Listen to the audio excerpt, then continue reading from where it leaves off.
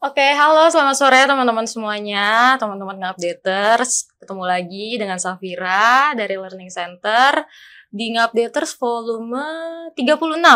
Seperti itu teman-teman. Mungkin boleh Pak Heru di-shoot narasumber kita, karena aku mau menjelaskan nih kenapa aku pakai baju ini dan narasumber pakai baju juga. Oke, selamat sore bapak-bapak yang keren hari ini. Mungkin teman-teman Ngupdaters bingung nih, aduh kok ada dress code-nya ya hari ini, padahal nggak ada apa-apa nih harusnya. Jadi sebelum kita mulai, aku mau jelasin kenapa sih kita pakai baju adat Betawi nih hari ini. Karena kebetulan sebentar lagi ulang tahun DKI Jakarta ya, jadi kita ikut memeriahkan seperti itu teman-teman. Kita pakai baju adat Betawi nih udah bagus-bagus lah ini bapak-bapak di sebelahku nih, seperti itu. Teman-teman, selanjutnya kita akan masuk ke materi kita hari ini, yaitu Melek Digital, sertifikat properti di era Satset. Oke, mungkin boleh kita zoom lagi ke narasumbernya. Nah, oke, bapak-bapak yang ganteng ini mungkin boleh dikenalin dulu nih, Bapak dari mana, posisinya apa, dan kenapa sih Bapak merasa cocok nih di posisi Bapak tersebut, seperti itu. Oke, thank you Mbak Safira ya. Sebelumnya salam kenal semuanya. Saya juga sebenarnya baru nih sama kayak Mbak Safira di Sinarmas. Perkenalkan, nama saya Muhammad Adi Irfan Pratama. Boleh panggil Adi Irfan ya. Saya ini ada di collateral valuation. Kalau teman-teman mungkin biasa sebutnya sebagai appraisal atau penilaian jaminan gitu. Nah, itu nanti kalau misalkan ini terkait sertifikat, itu kenapa saya dan juga Pak Narendra Vendra itu datang, karena kalau di kita sertifikat itu akan datang pertama di appraisal gitu. Jadi kita harus cek validitas, cek juga sertifikatnya benar atau enggak, seperti itu. Nah, nanti kalau dari situ sudah oke, jaminannya oke, baru nanti akan masuk ke tempatnya Pak Avendra. Monggo Pak Avendra. Baik, terima kasih Pak Ade. Assalamualaikum warahmatullahi wabarakatuh.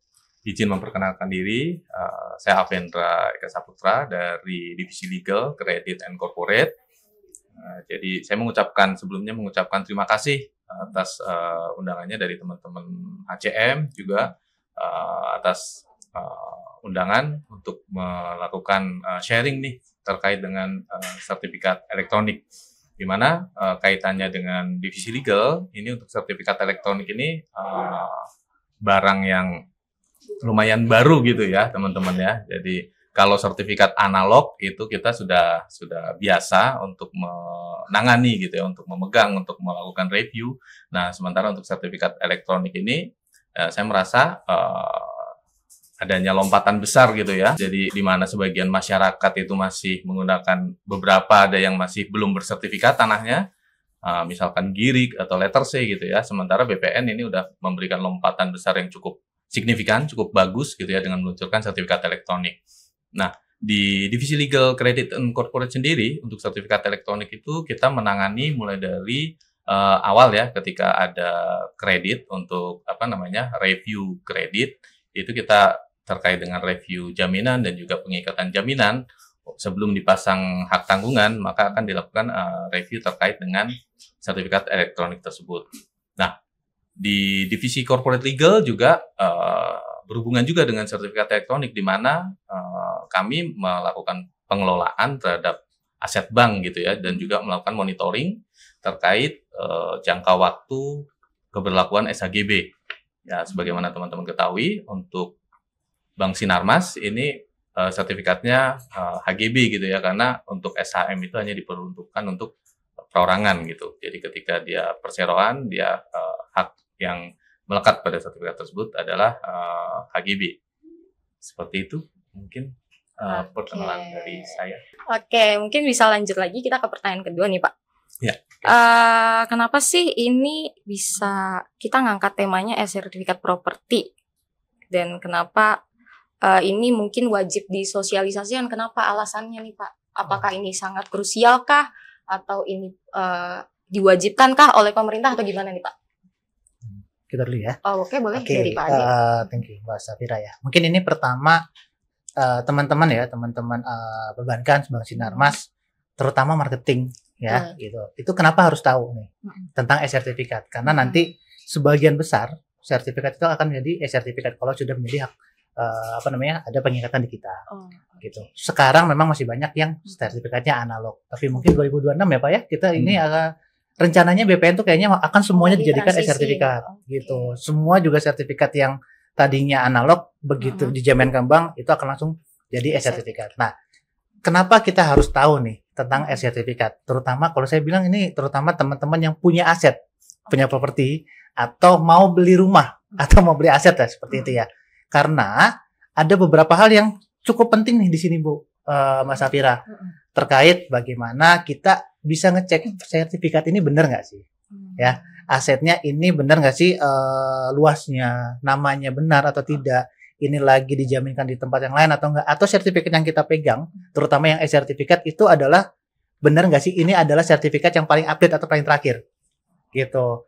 Jadi memang ya, ini penting karena supaya apa? Supaya kita bisa mengetahui bagaimana sertifikat ini ya atau sertifikat yang kita pegang itu benar-benar adalah sertifikat untuk agunan dan juga sertifikat yang memang dia paling valid, paling bagus, paling terbaru lah seperti itu. Gitu. Kalau misalkan di sisi appraisal, kenapa? Karena kalau di sisi appraisal atau penilai collateral valuation itu kalau sertifikatnya bukan sertifikat yang terakhir, ya kita minta maaf, kita tidak bisa melakukan penilaian. Jadi kita akan kembalikan lagi ke teman-teman marketing. Kita minta maaf nih Pak, kalau misalkan sertifikatnya ini bukan sertifikat yang terakhir, tolong minta lagi ke nasabah atau misalkan ke calon debiturnya sertifikat yang terakhir, yang baru gitu. Kalau nggak ada, nggak mungkin karena nanti itu harusnya ada sertifikat terbaru karena sesuai yang kita lihat ternyata setelah kita scan nanti ada ya kita akan contohin yang terkait satu tanahku. Nanti akan ada contoh sertifikat itu benar-benar sertifikat terakhir atau bukan. Terus kemudian nanti kalau bukan terakhir itu gimana atau kenapa sih gitu. Nanti kan ada di belakang gitu. Jadi memang teman-teman harus tahu semua. Terutama teman-teman perbankan ya. Nanti juga kan kalau kita di sini ada teman-teman juga mungkin memasarkan KPR atau apa ke teman-temannya yang nanti jadi referral ke kita juga harus tahu dulu di depan.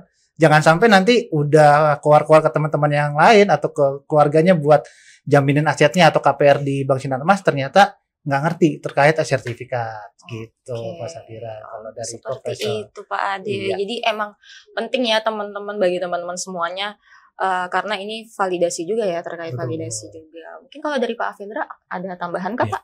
Mungkin saya menambahkan ya, benar tadi yang disampaikan oleh Pak Ade gitu bahwa terkait dengan sertifikat elektronik ini penting untuk diketahui oleh semua orang gitu ya. Utamanya kita dari sisi perbankan gitu. Jadi terkait dengan sertifikat tanah ini cakupannya lebih luas, jadi lebih luas dibandingkan terkait dengan perbankan gitu ya. Kita walaupun mungkin kita bukan orang bank ataupun kita mungkin tidak ada pinjaman di bank misalkan, nah kita tetap juga harus punya pemahaman terkait dengan sertifikat elektronik ini. Nah, kalau dari saya, hal yang krusial terkait dengan sertifikat elektronik ini adalah adanya mungkin belum pahamnya dari masyarakat gitu ya, sehingga di beberapa pihak itu muncul adanya resistensi gitu ya. Jadi ada yang mungkin beranggapan bahwa wah sertifikat tanah sekarang diganti dengan selembar kertas gitu kan, selembar kertas yang nanti itu datanya bagaimana nanti perlindungannya terhadap kita sebagai pemegang hak seperti apa gitu kan, adanya kekhawatiran-kekhawatiran tersebut gitu ya. Nanti kalau server di BPN misalkan rusak gitu, nanti gimana nih dengan data tanah kita, atau mungkin juga setelah melihat tampilan sertifikat elektronik itu melihat kok datanya nggak lengkap gitu kan, cuman ada nama, cuman ada mungkin batas-batasnya pun nggak ada gitu kan, jadi hanya letak desa atau kelurahannya, letak kecamatan, kota atau kabupaten, hanya itu aja. Jadi terkait dengan peruntukan tanah hanya itu aja. Jadi informasinya terbatas. Untuk histori sertifikat juga nggak muncul di sertifikat elektronik. Jadi dulu awalnya pemegang haknya siapa, dijual ke siapa, itu nggak muncul. Sehingga banyak yang beranggapan gitu ya, karena mungkin belum mendalami atau belum memahami, sehingga muncul kekhawatiran-kekhawatiran yang akhirnya menimbulkan pro dan kontra gitu ya di masyarakat. Ada yang nggak setuju gitu kan adanya sertifikat elektronik atau bahkan menolak gitu ya. Jadi lebih safe atau lebih aman nyimpen buku sertifikat gitu ya. Padahal kalau kita telisik lebih jauh sebenarnya lebih aman dengan sertifikat elektronik gitu ya. dengan buku sertifikat itu data kita ketika di copy ya, mungkin Bapak Ibu teman-teman kalau terima kopi sertifikat kadang ada yang dicoret-coret ya, dicoret-coret ini contoh atau ini disilang-silang gitu ya, atau mungkin data-datanya ada yang ditutup-tutup gitu kan, ada di sensor seperti itu ya, confidential. Jadi ketika data itu tersebar itu akan menimbulkan potensi risiko terhadap perlindungan data pribadi dari pemegang hak. Nah, sementara di sertifikat elektronik ini lebih terlindungi. Datanya tidak semudah itu dilihat oleh semua orang. Lebih unsur konfidensialnya lebih kuat dan juga lebih aman lah. Ketika sertifikat elektronik ini kebakar atau hilang, ya kita bisa minta untuk dicetakkan ulang gitu ya. Sementara tersimpan ya. Iya, di sertifikat analog atau sertifikat yang masih manual ini prosesnya akan lebih rumit seperti itu, Mas Eva. Oke, mungkin sebelum kita masuk lagi nih ke penjelasan sertifikatnya, ya. Bagi teman-teman yang belum punya ataupun belum registrasi, itu bisa ke website mana sih Pak? Mungkin boleh dijelasin terlebih dahulu. Untuk melakukan pengecekan itu bisa download aplikasi Sentuh Tanahku gitu ya. Bapak Ibu bisa download di App Store misalkan. Nah, itu bisa dilakukan download dan diregistrasi. Nah, apabila Bapak Ibu mempunyai hak atas tanah, maka bisa melakukan verifikasi atau validasi akun. Yang nanti dari aplikasi Sentuh Tanahku tersebut, itu akan muncul nih sertifikat-sertifikat yang atas nama kita gitu. Nah, seperti tadi yang saya sampaikan bahwa di sertifikat elektronik ini datanya nggak lengkap gitu ya Bapak Ibu ya. Namun di aplikasi Sentuh Tanahku, apabila kita punya hak atas tanah gitu ya, dan sudah terregister di aplikasi Sentuh Tanahku, maka itu bisa memunculkan data lengkapnya, data historinya gitu kan, riwayat tanah itu bisa dibuka gitu ya. Bisa dicek ya Pak? Betul, bisa dicek. Jadi jangan khawatir, oh nanti ini datanya hilang semua, enggak. Jadi di aplikasi sudah terrecord. Betul. Itu. Jadi mirip-mirip kalau kita punya mobile banking lah, gitu kan. Jadi kita bisa cek sertifikat ada berapa, termasuk juga kalau ada kesalahan-kesalahan ya Bapak Ibu ya, karena yang namanya migrasi dari BPN mulai dari sertifikat analog menjadi sertifikat elektronik tidak menutup kemungkinan adanya kesalahan. Baik kesalahan bidang, kesalahan penyebutan identifikasi dari tanah tersebut, itu nggak menutup kemungkinan. Karena kebetulan saya juga pernah menangani dan mengalami sendiri terkait dengan adanya kesalahan tersebut. Nah, nanti mungkin lebih jauh kita nanti akan bahas lebih dalam gitu ya. Oke, seperti itu. Mungkin bisa ditunjukin Pak, misalnya yang sudah terregistrasi atau yang sudah divalidasi, ada nggak ya Pak contohnya? Mungkin biar teman-teman ngeliat nih. Ya, mungkin ini kalau aplikasinya ya di App Store. Ini kalau saya pakai Play Store ya, Play Store karena Android. Nah, ini bisa dilihat ya. Ini ada di Play Store. Semua orang bisa download. Seperti itu. Cuman free ya, free bisa di-download. Memang nanti akan ada registrasi seperti kata Pak Avendra. Ada 2 nanti akunnya itu sudah diverifikasi dan juga belum. Nah, kebetulan nih kalau yang punya saya ini belum diverifikasi, Bu. Gitu. Tapi sudah terregistrasi. Tapi sudah terregistrasi ya, dan nanti bisa ngecek sertifikat orang, atau misalkan saya mau beli rumah gitu kan, saya dapat sertifikat. Nah, saya bisa ngecek dari sini. Benar nggak sih luasannya itu misalkan 100. Terus kemudian lokasinya benar nggak sih di sini gitu. Nah, itu bisa nanti kita cek. Bisa dicek. Iya, siapapun bisa ngecek. Mungkin kita bisa tampilkan juga ya perbedaannya ya. Perbedaannya. Nah, Bapak Ibu, jadi ada tandanya ada tandanya kalau yang sudah terverifikasi itu ada hijau-hijau di sininya ya. Ada hijau di kiri ya, kalau sudah bisa transaksi udah ada hijaunya. Iya, hijaunya di pojok sini ya. Oke, kalau belum ada berarti belum. Nanti akan ada ini. Kalau belum terregistrasi nanti ada klik untuk verifikasi. Nah, ini nanti di sini di sebelah kanan itu akan ada klik untuk verifikasi.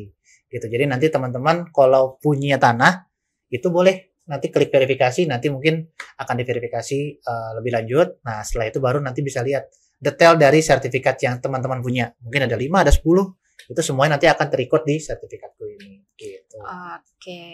Bapak Ibu di sini ada menu-menunya ya, Bapak Ibu ada beranda, aktaku, lalu scan dokumen, ada sertifikatku dan ada profil gitu ya. Nah, ini ada menu-menunya di bawah. Kalau untuk sertifikatku, nah ini ada list sertifikat yang kita punya. Sementara di sini untuk scan itu kita bisa scan barcode terhadap sertifikat elektronik gitu ya Bapak Ibu ya, baik sertifikat atas nama kita sendiri maupun sertifikat elektronik atas nama pihak lain. Itu hanya perbedaannya kalau kita melakukan cek sertifikat kita sendiri itu lebih detail datanya, sementara kalau kita scan barcode dari sertifikat pihak lain itu datanya lebih terbatas gitu Bapak Ibu ya. Oke, terima kasih Pak Avendra untuk penjelasannya dan tadi sudah ditunjukkan ya teman-teman semuanya. Mungkin sedikit iklan nih Pak, kita istirahat terlebih dahulu. Teman-teman ngupdaters yang mungkin mau ada pertanyaan terkait yang tadi sudah sedikit kita jelaskan, bisa langsung ke kolom chat. Nanti akan dibantu oleh timnya Pak Ade dan Pak Avendra untuk menjawab pertanyaan teman-teman semuanya. Nah Bapak, aku mau nanya nih, kan kita biasanya kan atau mungkin orang tua kita ya punyanya kan datanya yang masih banyak nih kertas.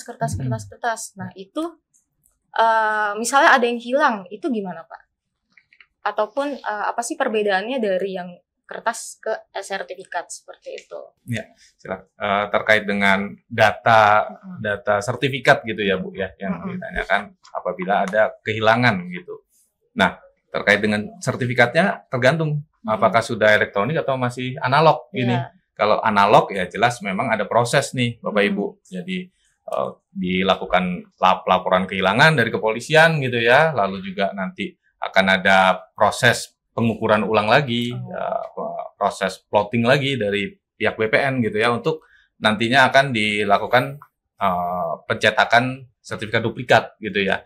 Nah, tapi Bapak Ibu kalau kondisi saat ini untuk sertifikat tanah gitu ya, apabila ada proses yang dilakukan terhadap sertifikat tanah tersebut yang menyebabkan sertifikat tanah tersebut masuk ke dalam BPN, contohnya misalkan ada balik nama itu bisa ada jual beli, ada waris gitu kan, ada hibah misalnya.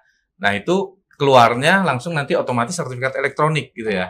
Itu otomatis.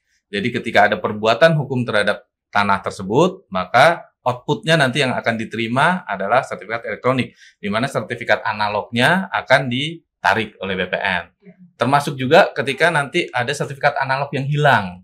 Jadi nanti setelah dilakukan proses verifikasi gitu ya, nanti yang keluar adalah sertifikat elektronik. Nah, berbeda halnya kalau sertifikat elektronik yang hilang. Nah, sertifikat elektronik yang hilang itu tetap nanti ada laporan kepolisian, tapi dari sisi BPN itu tinggal print aja. Tinggal cetak gitu ya. Nanti tentunya setelah melakukan pembayaran PNBP gitu ya, itu tinggal dilakukan pencetakan ulang, dan bahkan di beberapa kantor BPN saat ini udah ada mesin pencetakan ulang sertifikat. Oh, oke. Jadi Bapak dan Ibu gitu ngupdaters ini bisa langsung cetak ya? Bisa. Seperti ATM bentuknya gitu ya. Jadi nanti setelah melakukan pembayaran PNBP nanti dapat QR gitu ya, nanti bisa di-scan di mesin tersebut. Nah, itu nanti bisa langsung keluar gitu ya. Jadi sertifikat elektronik ini prinsipnya adalah untuk efisiensi. Satu, efisiensi itu dari sisi biaya gitu ya. Lalu juga transparansi ya. Jadi Bapak Ibu kalau dulu zaman sertifikat analog itu biaya-biaya kadang nggak terukur gitu ya, untuk apa saja, dengan sertifikat elektronik ini lebih terukur gitu. Jadi lebih transparan prosesnya dan juga lebih cepat tentunya gitu ya. Gitu. Kalau dari Pak Ade ada tambahan kah? Iya, mungkin sama sih sebenarnya dengan Pak Avendra ya. Artinya gini, ketika teman-teman itu kemarin itu masih sertifikat analog, kemudian sekarang lagi migrasi nih ke e-sertifikat, tadi kan sudah dijelaskan bahwa nanti pasti langsung jadi e-sertifikat. Kalau hilang nih ketika kita sertifikat analog, itu kan ribet, susah, dan juga nanti sedangkan kita kadang-kadang suka buru-buru nih, wah saya mau jaminin rumah kita atau saya mau jual, sedangkan pembelinya itu mau pakai sertifikat kita untuk diagunkan ke bank. Berarti kan butuh buru-buru kan, cepat-cepat. Nah, kalau teman-teman sekarang sudah migrasi ke e-sertifikat, itu akan sangat lebih mudah atau lebih simpel untuk cetak lagi gitu. Gak butuh waktu lama-lama ya Pak ya, cuman berapa jam juga sebenarnya nggak nyampe berapa jam lah kalau kita ke polisian terus kemudian langsung cetak lagi. Atau kalau teman-teman malah udah punya e-sertifikat ya, Sentuh Tanahku, di aplikasi Sentuh Tanahku udah sudah verifikasi, itu biasanya bank itu tinggal akan minta fotokopinya, bukan fotokopi tapi barcode-nya aja. Barcode-nya nanti dikasih ke bank, nanti akan langsung kita bisa verifikasi lebih lanjut gitu. Seperti itu. Jadi memang pas ya sama judul kita, jadi satset semuanya. Satset semuanya, betul. Lebih simpel, lebih cepat lah kalau kita mau ngapa-ngapain nanti lebih simple lah, lebih enak Lebih gitu gampang, kan, lebih gampang pokoknya semuanya. betul. Cepat, efisien, sat segalanya. Iya. Kayak anak-anak Gen Z lah sekarang ya. Betul. Pengennya kan cepet kan. Apalagi Iya. banyak kayaknya yang KPR ya Pak sekarang. Betul sekali nih. Ah. Apalagi Jadi prinsipnya sertifikat ini kan kalau Oke, boleh ditunjukkan Iya. Pak contohnya nih. kalau sertifikat manual, Bapak Ibu ya, sertifikat manual yang kita pegang ini adalah sertifikatnya, gitu Bapak Ibu. Jadi fisik sertifikat ini adalah alas haknya. Kalau ini kebetulan saya nggak bawa contoh sertifikat yang analog ya.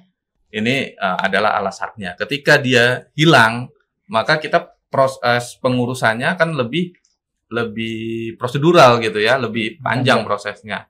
Tapi kalau sertifikat elektronik ini sebenarnya ini hanya salinannya aja. Jadi bukan sertifikatnya. Sertifikatnya di mana? Sertifikatnya ada di brankas elektronik di kantor Kementerian ATR gitu ya, Agraria dan Tata Ruang. Jadi yang kita pegang ini bukan sertifikatnya. Jadi kalau misalkan ini hilang ya berarti yang hilang hanya cetakan dari secure paper gitu ya. Jadi bisa langsung dicetak. Tapi kalau sertifikat analog itu adalah bukti kepemilikannya atau sertifikatnya atau alas haknya yang hilang. Makanya ketika ada sudah migrasi ke sertifikat elektronik itu kita bisa lebih safe gitu ya, Bapak Ibu, karena dengan adanya aplikasi Sentuh Tanahku ya. Misalkan amit-amit tanah kita kena korban dari mafia tanah gitu ya. Nah, kita bisa langsung cek di aplikasi Sentuh Tanahku. Udah hilang atau udah berganti nama gitu ya. Itu langsung kita bisa lakukan secara online. Berbeda kalau sertifikat analog. Sertifikat kita misalkan ganda atau dibuat duplikatnya oleh orang lain, kita nggak tahu gitu ya. Tahu-tahu ketika akan dilakukan proses balik nama ataupun jual beli misalkan, pada saat pengecekan sertifikat ternyata sertifikat kita ada duplikatnya seperti itu atau bermasalah gitu ya. Oke, karena sertifikat ini berarti punya kode uniknya sendiri ya per orang ya. Betul. Oke, jadi nggak bisa diduplikasi. Jadi memang aman dan sudah tervalidasi di Sentuh Tanahku seperti itu ya Pak. Mungkin Pak Ade bisa menjelaskan terkait dengan ini ya, sertifikat elektronik ini ya. Tim-tim marketing ataupun yang terkait. Teman-teman marketing sebenarnya ini kan kita udah lihat ya, untuk sertifikat untuk elektronik sekarang itu cuma ada 2 halaman, yang di depan dan juga nanti ada yang di belakang nih ya. Sekali untuk titik koordinatnya dan juga bentuk tanahnya seperti apa gitu. Nah, kalau misalkan yang teman-teman perlu perhatikan ya, apa sih yang sebenarnya perlu perhatikan?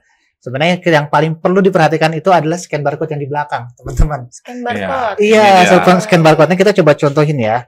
Ini kita coba buat scan. Nah, ini scan-nya dari scan Sentuh sebelah Tanahku. kanan. Nah, ini kita pakai Sentuh Tanahku ya. Nah, ini teman-teman tinggal klik aja nih. Di sini ada scan barcode. Walaupun saya belum verifikasi ya, itu tetap bisa nge-scan sertifikat punya siapapun. Nah, ini nanti akan dicek. Nah, kita kasih scan di sini. Oke. Nah, oke, kelihatan ya. Setelah ini langsung ada. Ini kelihatan ya. Nah, ini langsung ada nih datanya. Datanya apa? Sama dengan seperti yang ada di cetakan yang ada di sini di hard copy-nya. Jadi ada yang di sini mungkin nomor NIB-nya ya. Kalau dulu kita tulis namanya nomor sertifikat gitu, hak milik gitu kan, hak guna bangunan atau apa. Sekarang semuanya namanya NIB elektronik. Jadi semuanya masuknya kayak NIB elektronik gitu. Walaupun di sini ada tulisannya sertifikat hak guna bangunan. Nah, ini kita bisa lihat ini ya. Nah, jenis sertifikat apa? Ada hak guna bangunan, ada juga hak milik gitu kan ya. Ada kalau apartemen kita namanya SHRMS gitu kan, sertifikat hak atas satu rumah susun gitu. Nah, nanti dari sini kita bisa lihat juga nih bidang tanahnya itu ada di mana di sini. Bidang tanah ya di sini. Ya. Betul, bidang tanahnya ini ada di Desa Barongan. Kalau ini ya Kecamatan Kudus. Nah, di sini juga akan ada nih nama pemegang haknya. Pemegang haknya siapa nih? Gitu kan? Apakah nama saya atau misalkan kita mau beli tanah atau kita mau beli rumah nih ke orang. Nah, itu kita minta dulu nih sertifikat elektroniknya. Nanti kita scan. Oh iya nih, ternyata pemegang haknya namanya Ibu siapa gitu kan. Nah, itu bisa kelihatan di sini nama pemegang haknya. Kayak gitu. Terus kemudian juga ini ada catatan pendaftaran. Catatan pendaftaran ini terkait sertifikat elektronik.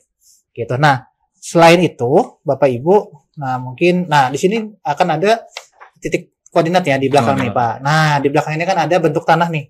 Nah, bentuk tanahnya kan ada di sini ya, teman-teman ya. Di sini sama dengan yang ada di sini. Nah, kalau pakai Sentuh Tanahku, kalian cukup tekan aja yang di sini nih. Nah, itu langsung masuk ke aplikasi Google Map. Ketahuan langsung lokasi rumahnya di mana. bener nggak sih sertifikat elektronik yang saya dapat dari calon penjual itu rumah yang mau saya beli. Jadi Pak Ade udah nggak nyasar-nyasar lagi. Betul, ya? Jadi nggak nyasar-nyasar lagi. Atau kita bisa memastikan, oh iya, ini sertifikatnya buat yang rumahnya si ibu yang ini, ternyata benar. Nah, ini bisa langsung lihat gitu. Kalau kita mau directionnya mau kemana ya, kita tinggal klik aja, nanti akan langsung ada masuk ke direksinya, dia harus lewat jalan apa, ada semacamnya. Jadi memang ini kalau mau satset, pengen cepet, pengen enak gitu kan, nah sertifikat elektronik itu udah sangat membantu kita buat ngevalidasi ya. Kalau kita sebutnya validasi, kita bisa ngevalidasi sertifikat kita benar atau tidak. Terus juga nanti itu akan memvalidasi titiknya atau rumahnya atau tanah yang mau kita beli itu di mana gitu. Bener nggak sih di sini gitu. Kadang-kadang kan ada orang nakal gitu kan yang namanya diduplikasi gitu ya. Diduplikasi pertama. Terus yang kedua asetnya yang sebelah kanan, padahal dia yang sebelah kiri dekat jurang misalnya gitu. Nah, itu ketahuan juga kalau kita pakai aplikasi Sentuh Tanahku. Jadi ketahuan titik koordinatnya, oh benar yang ada di sini begitu. Berarti memang lebih aman kalau misalnya teman-teman ngupdaters ini punya sertifikat ya, Pak. Betul. Tadi selain kata info dari Pak Avendra juga bisa cepat kalau tiba-tiba hilang atau misalkan kenapa cepat terupdate gitu. Kalau dulu kan mungkin Pak Avendra ya, banyak mafia tanah itu kita nggak tahu tanah kita tuh beneran kena nggak sih sama mafia tanah atau enggak. Banyak gitu. Prosesnya kalau dulu prosesnya ya Pak. panjang dan kita nggak pernah tahu Mbak. Tapi kalau sekarang kita pakai aplikasi Sentuh Tanahku, itu nanti di sertifikatku itu akan ketahuan. Saat ini nih, hari ini saya punya 4 sertifikat. Saya nggak pernah jual tuh 4 sertifikatnya. Tiba-tiba bulan depan saya lagi ngecek iseng. 1 menit aja saya ngecek buka aplikasi Sentuh Tanahku, tiba-tiba, loh kok tinggal 3? Yang satu kemana nih? Ya. Nah, itu kan langsung ketahuan saat itu juga gitu. Jadi memang itu kegunaan dari Sentuh Tanahku yang tadi saya bilang. Dan juga memang orang-orang yang pengen cepet satset kayak kita nih, jadi lebih lebih gampang buat validasinya gitu. Oke, terima kasih Pak Ade, Pak Avendra. Mungkin kita masuk dulu ya Pak ke sesi tanya jawab. Ya, silakan. Mungkin Bapak Ibu yang mau bertanya boleh on cam, on mic, siapa raise hand. Tadi ada pertanyaan. Saya sempat baca itu pertanyaan ya, yang ada terkait biaya ya. Biaya. Tadi saya sempat baca, apakah kita untuk aplikasi Sentuh Tanahku ini berbayar atau enggak? Enggak berbayar ya Bapak Ibu ya. Jadi downloadnya enggak berbayar, validasi verifikasi enggak berbayar. Nah, yang berbayar apa? Yang berbayar itu adalah konversi. Kalau kita dari sertifikat analog ke sertifikat elektronik itu ada biaya PNBP-nya atau penerimaan negara bukan pajak. Sebenarnya hanya 50.000 Bapak Ibu kalau urus sendiri. Tapi kalau notaris nanti ada biaya jasa notarisnya. Oke, seperti itu. Ya, jadi berarti murah ya Pak. Kalau misalkan dari sertifikat analog yang saya punya, kalau saya mau sendiri nih ke BPN, 1 cepat dan juga 2 juga murah gitu. Cuma 50.000 gitu kan. Iya, dan langsung kita jelas, oh ini kita yang ngurus langsung nih. Betul gitu. Langsung ya.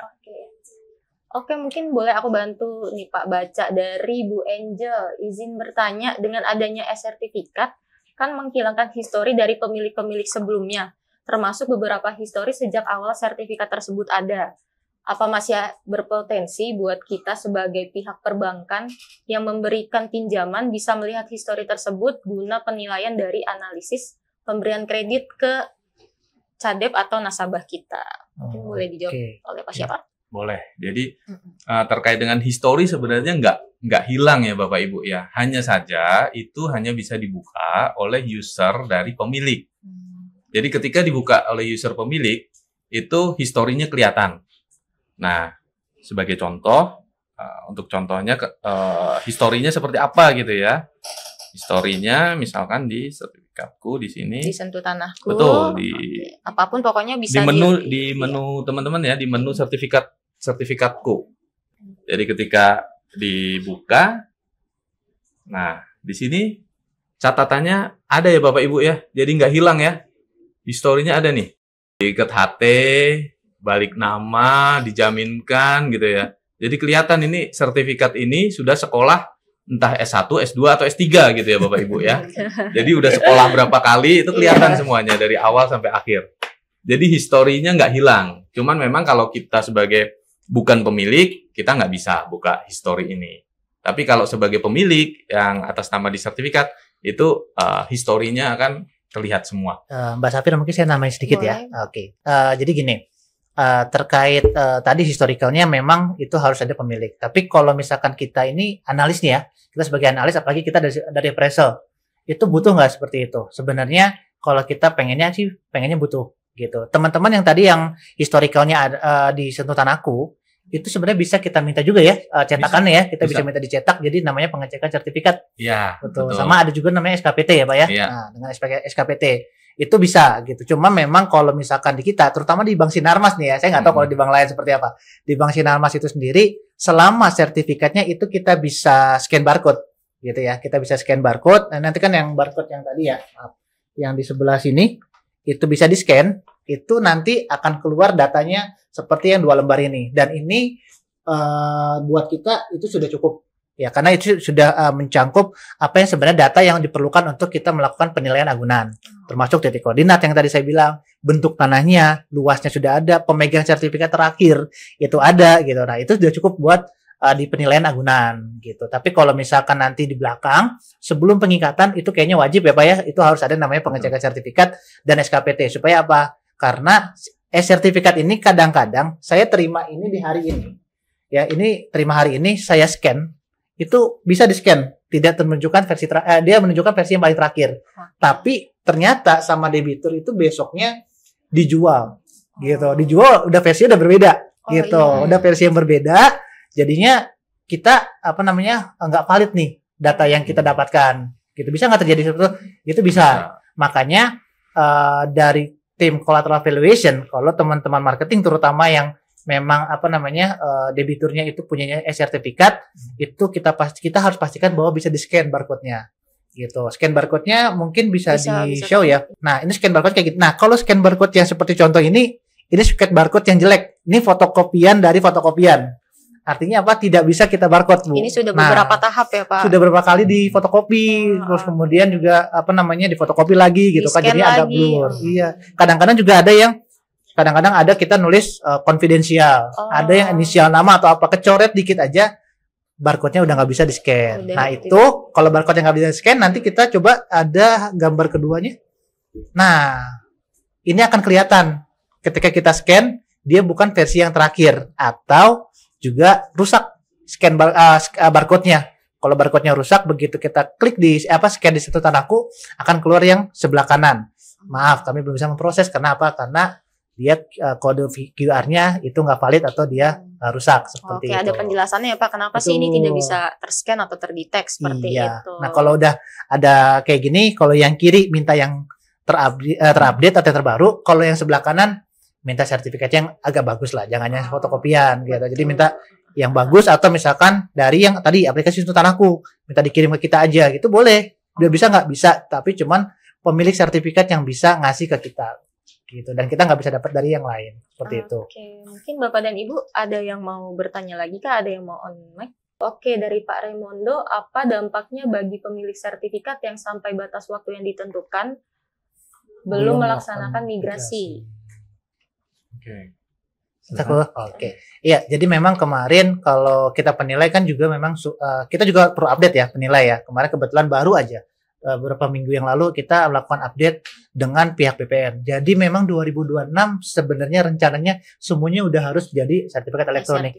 Tapi yang sampai 2026 itu belum menjadi sertifikat elektronik, apakah hangus? Oh tidak juga. Tapi seperti tadi sudah dibicarakan sama Pak Avendra, kalau besok tiba-tiba hilang atau tiba-tiba jual beli, otomatis akan langsung tergantikan menjadi NIB atau sertifikat elektronik kayak gitu. Jadi memang batas waktunya itu masih ada saat ini. Kalau bisa teman-teman coba buat daftarin aja, nggak terlalu mahal kok sebenarnya kalau kita daftar sendiri gitu kan, supaya nanti teman-teman juga bisa lihat nih di situ tanahku, oh iya tanah saya misalkan sudah terdaftar atas nama saya dan belum berubah seperti itu gitu. Oke, terima kasih Bapak. Ya, menambahkan yang tadi ya terkait dengan konsekuensinya apa nih kalau belum dimigrasikan gitu ya sampai dengan batas waktu. Sebenarnya untuk hak tanahnya sendiri tidak hapus gitu ya, nggak hilang. Kecuali kalau expired HGB misalkan, nah itu baru kembali ke tanah negara. Tapi kalau untuk tidak dikonversi, itu tanahnya tidak hilang, tapi efeknya bagi pemegang hak adalah dia tidak bisa satset jadinya, ya kan? Jadi terhambat untuk kita melakukan update terkait dengan aplikasi Sentuh Tanahku, jadinya tercatatnya masih analog gitu. Di Sentuh Tanahku itu bisa jadi sertifikat elektronik maupun sertifikat analog itu tetap masuk di aplikasi Sentuh Tanahku. Hanya saja kalau sertifikat elektronik itu kita lebih aman dan lebih safe dan lebih praktis. Tapi kalau sertifikat analog, nah itu tadi konsekuensinya ketika ada kehilangan, adanya duplikasi, atau mungkin di daerah pernah ada kejadian yang sertifikat analog asli di rumah misalkan atas nama suami istri gitu ya, disimpan dalam lemari. Nah, tiba-tiba sertifikat itu diambil oleh pasangannya, suaminya atau istrinya gitu ya. Sementara yang di lemari itu digantikan dengan fotokopian berwarna gitu ya, sehingga istrinya tahunya sertifikatnya masih di lemari gitu ya.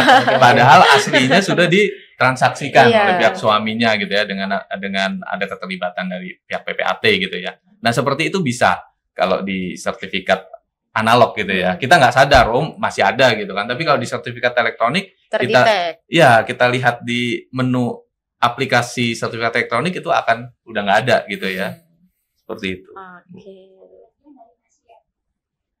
Oke, dari Ibu Nasya, jika sekarang balik nama sertifikat, apakah akan otomatis terdaftar e-sertifikat, Bapak? Iya, otomatis terdaftar. Otomatis terdaftar, Ibu.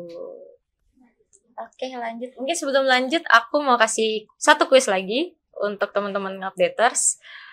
Bagi yang sudah memfollow WA channel Live at Bank Sinarmas, kapan kita posting tentang ngupdate volume ke-30? Seperti itu, boleh nanti dijawab. 1, 2, 3. Ada yang betul, itu 1 orang. Bu Gresilia.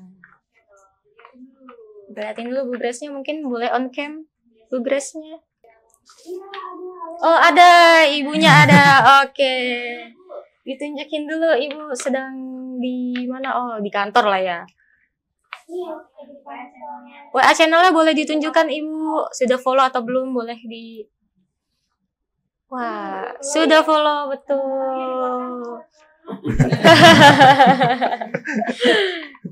Oke, terima kasih ibu sudah follow. Tadi kan kita udah tahu nih Pak, stepnya ataupun ini kenapa sih penting kita punya e-sertifikat. Ini tuh ada pembedanya nggak sih Pak? Tadi kan Bapak bilang ya bisa dicetak pakai kertas warna gitu. Ada pembedanya nggak nih? Kalau dari yang ini nih sudah Bapak bawa mungkin. Ya, untuk sertifikat elektronik ini cirinya ya Bapak Ibu ya. Ada ciri khasnya ya Pak. Ciri khasnya. Ini sertifikat elektronik yang dicetak di secure paper, yang dicetak oleh kantor BPN gitu ya. Ini cirinya yang pertama di sini ada edisi. Nah, tapi kalau sertifikat elektronik setiap ada pencatatan dalam kantor BPN, pada kantor BPN di sini misalkan balik nama gitu ya, ataupun HT, hak tanggungan, maka edisi ini akan berubah nih Bapak Ibu ya. Jadi ini edisi 3, kebetulan edisi 3 perbaikan data gitu. Jadi di sini akan mengikuti, nanti ada edisi 4, edisi 5, edisi 6 seperti itu ya. Jadi nanti efeknya apa Bapak Ibu? Yang edisi sebelumnya sudah tidak berlaku lagi. Jadi sudah tidak bisa di-scan barcode lagi. Yang bisa di-scan barcode adalah edisi yang terakhir. Gitu. Nah, di sini pentingnya membaca dari edisi sertifikat elektronik.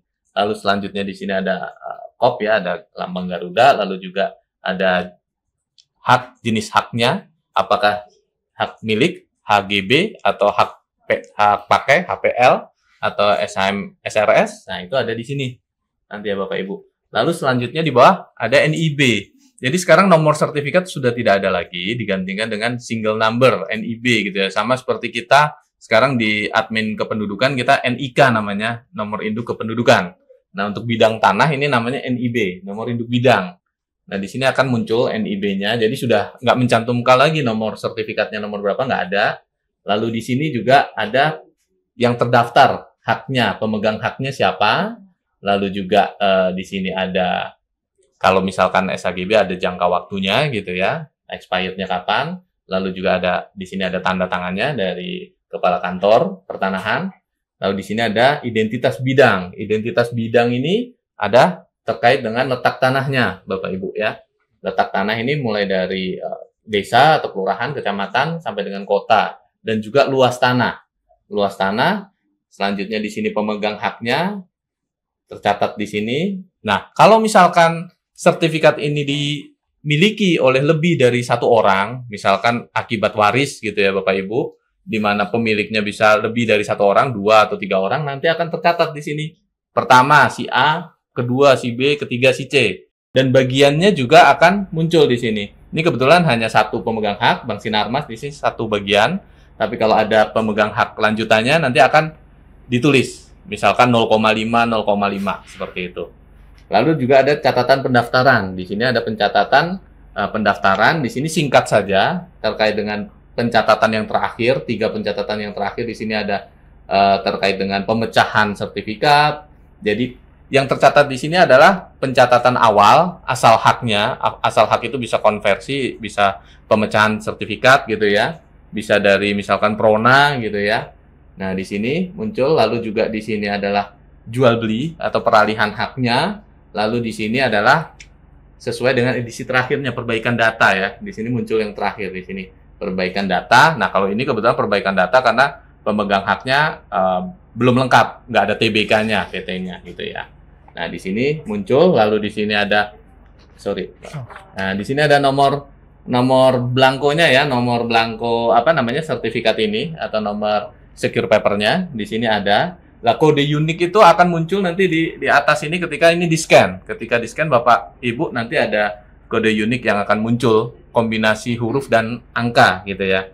Lalu di sini ada halaman 1 dari 2 halaman. Maksudnya adalah halaman sebaliknya gitu ya. Mungkin sebaliknya. Nah, di sini ada letak bidang tanahnya, lalu di sini ada catatan sertifikat, ada catatan termasuk juga larangan-larangan penyalahgunaan ini muncul semua di sini. Lalu juga di sini ada sertifikasi tanda tangan elektronik ada muncul di sini ya. Lalu juga ada barcode. Nah, ini barcode yang nantinya akan di scan atau dipindai di aplikasi Sentuh Tanahku. Nah, terhadap barcode ini apabila di copy ini bisa jadi nggak bisa di-scan gitu ya, karena pixelnya atau ininya ketajamannya sudah berkurang gitu ya Bapak Ibu ya. Tapi kalau aslinya dia pasti bisa di-scan asalkan dia adalah edisi terakhir. Aslinya bisa juga nggak di-scan ketika apa? Ketika edisinya bukan edisi terakhir gitu Bapak Ibu.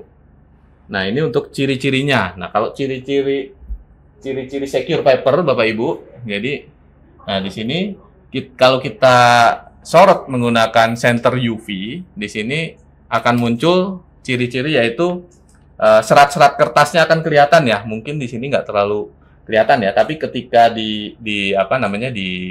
dilakukan sendiri gitu ya oleh Bapak Ibu nanti akan muncul serat-serat di sini seperti kertas segel gitu ya, ada serat-seratnya.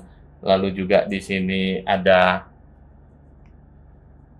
bisa muncul di sini ATR BPN gitu ya. Nah, ini ada serat-seratnya kelihatan ya Bapak Ibu, karena di sini kurang kelihatan karena lampunya terlalu terang nih gitu ya. jadi nggak kontrasnya kurang dapat. Tapi Bapak Ibu nanti kalau coba sendiri di rumah pasti akan muncul di sini gitu. Nah, terkait dengan secure paper ini juga masih jadi perdebatan ini Bapak Ibu ya. Di kalangan BPN sendiri ada 2 pendapat ini. Ada yang menyatakan bahwa ini wajib dicetak setiap ada perbuatan hukum, apapun itu, termasuk misalkan pencatatan hak tanggungan, gitu ya. Ada juga yang BPN beranggapan bahwa pencetakan secure paper ini hanya apabila ada balik nama atau pergantian pemegang hak. Nah, inilah Bapak Ibu ya, ketika suatu produk diterbitkan, nah kadang-kadang memang pelaksanaannya atau applicable-nya di lapangan itu bisa bervariasi gitu ya. Jadi di kantor BPN itu ada 3 kemungkinan yang selama ini kami temui ya. Jadi yang pertama itu mau melakukan pencetakan secure paper. Yang kedua itu belum bisa tapi belum bisa melakukan pencetakan secure paper karena alatnya belum ada atau bahan kertasnya belum ada. Ada juga seperti itu. Ada juga yang tidak bersedia melakukan pencetakan secure paper. Itu wilayah-wilayah masing-masing berbeda gitu Bapak Ibu ya, tergantung BPN-nya. Makanya kita ada terbitkan memo juga terkait dengan apabila ada BPN yang tidak bisa atau belum bisa melakukan pencetakan secure paper. Nanti solusinya seperti apa ada diterangkan dalam memo tersebut. Mungkin Bapak Ibu udah update ya, karena itu udah di-share di Kopsek gitu. Oke Pak Avendra, Pak Edi, mungkin untuk pertanyaan terakhir nih dari aku mungkin ya. Silahkan. Tadi kan kita udah dapat manfaatnya untuk diri sendiri ya, karena kan satset penting juga biar nggak diduplikasi segala macam. Nah, sertifikat ini tuh apa sih hubungannya dengan BSIM dan divisi apa aja yang seharusnya mengerti tentang sertifikat ini?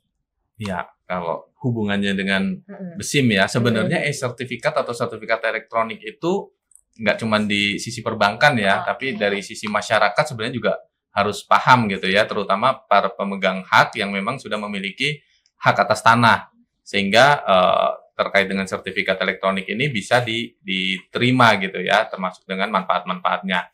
Nah, khususnya di BSIM itu untuk bagian-bagian yang menangani atau bersentuhan dengan sertifikat elektronik, ini contohnya misalkan dari appraisal gitu ya, dengan Pak Ade di sini terkait dengan sertifikatnya ini masuk ke dalam taksasi untuk dilakukan penilaian agunan gitu ya. Lalu setelah dilakukan penilaian agunan dan masuk ke legal untuk kita lakukan pengikatan agunan gitu ya, pengikatan agunan, dan setelahnya nanti sudah cair, maka akan masuk ke CAC gitu ya, ke CAC sebagai yang nanti akan melakukan pentatausahaan terkait dengan jaminan gitu ya. Jadi masing-masing pihak, nah di sini diharapkan mulai dari awal yang menerima dari nasabah, dari tim marketing atau pemasaran gitu ya, sampai dengan appraisal, lalu juga dari legal dan dari CAC gitu ya,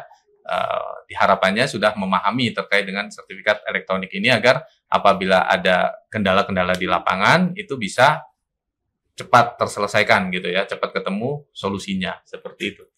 Oke, terima kasih Pak Avendra. Dari Pak Adi, apakah ada tambahannya? Sebenarnya cukup ya? aja. Ya. Oke, mungkin sekian itu aja. Terima kasih lagi Pak Avendra, Pak Adi. Mungkin kita bisa bertemu lagi di podcast selanjutnya ataupun di training selanjutnya. Kepada teman-teman Ngupdaters, terima kasih. Selamat bertemu kembali di Ngupdate selanjutnya. Selamat sore. Selamat sore, terima kasih.